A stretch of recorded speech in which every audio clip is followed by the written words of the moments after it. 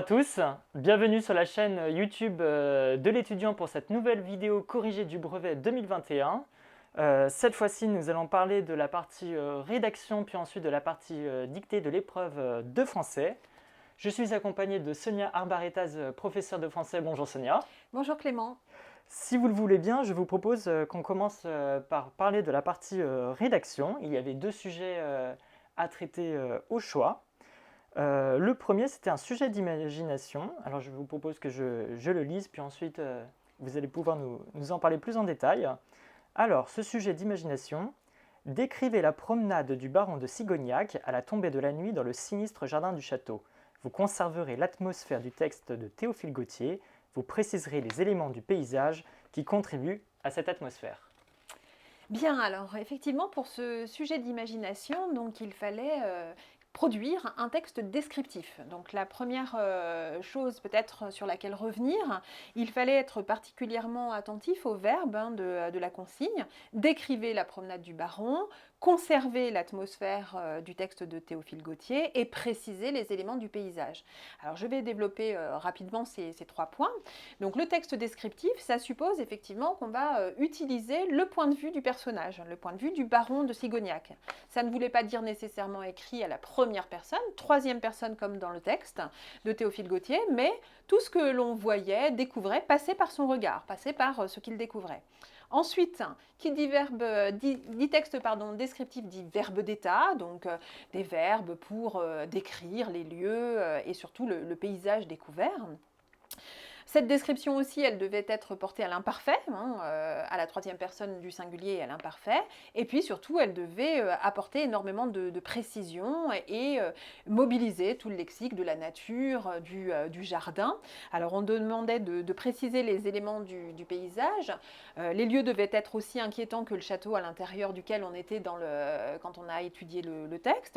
Donc peut-être imaginer un jardin à l'abandon, peut-être des éléments qui passer à la fois par la vue, mais aussi peut-être par l'ouïe, comme dans le texte préalable, des éléments donc visuels et auditifs, pour nous faire comprendre que tout ce qui relevait du végétal et du minéral, pourquoi pas imaginer des fontaines, etc., des bancs, pouvait être inquiétant.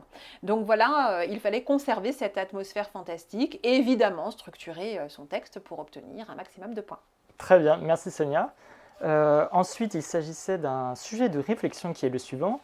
Aimez-vous découvrir des œuvres littéraires et artistiques dans lesquelles interviennent le surnaturel ou l'étrange ?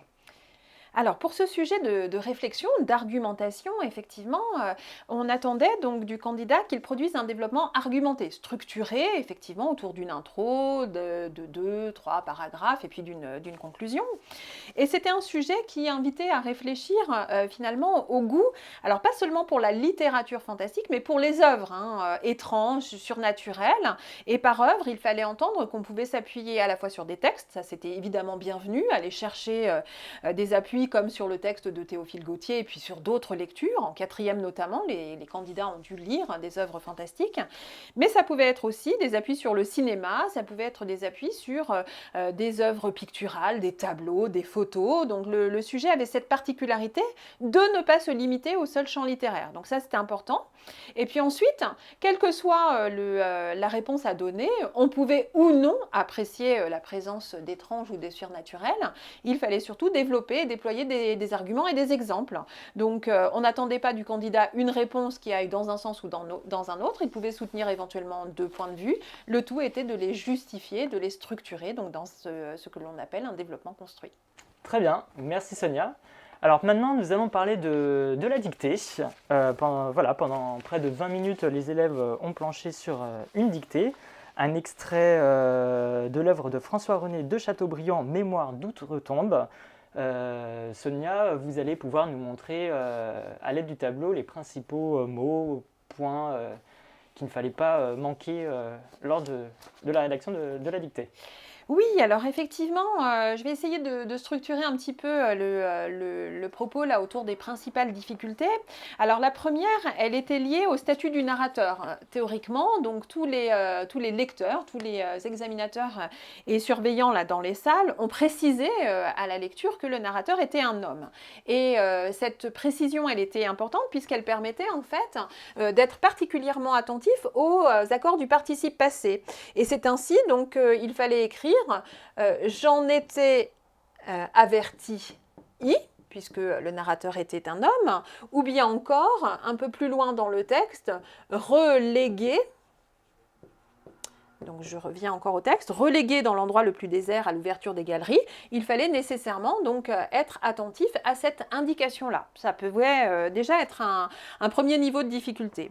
Ensuite, si on veut recenser donc les points peut-être un peu difficiles, il fallait bien avoir présent à l'esprit que quelquefois, les verbes étaient éloignés de leur sujet. Alors, je vais donner cet exemple-là. Donc, dans l'une des phrases du texte, alors on nous disait « des chouettes, voletant d'une tour à l'autre, passant et repassant entre la lune et moi, dessinaient. » Donc, et là, il fallait ne pas oublier que le verbe s'accordait donc avec un sujet aussi éloigné est-il pu se trouver dans le texte.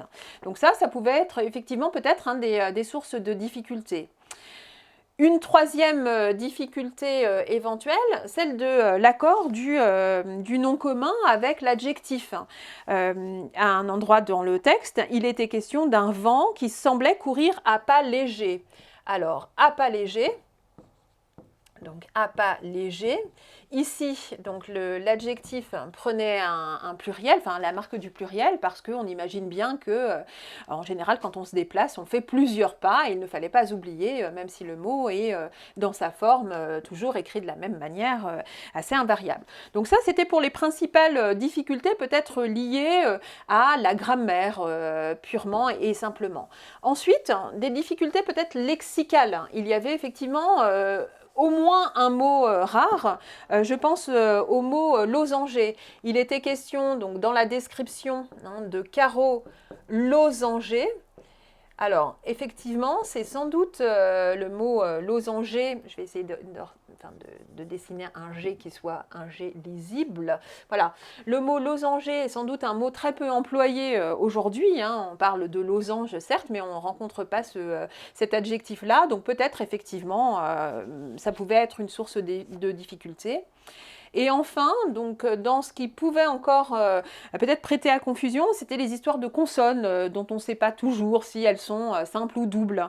Alors par exemple, les consonnes sur la consonne P apercevait un seul P, mais échappait en réclamait deux.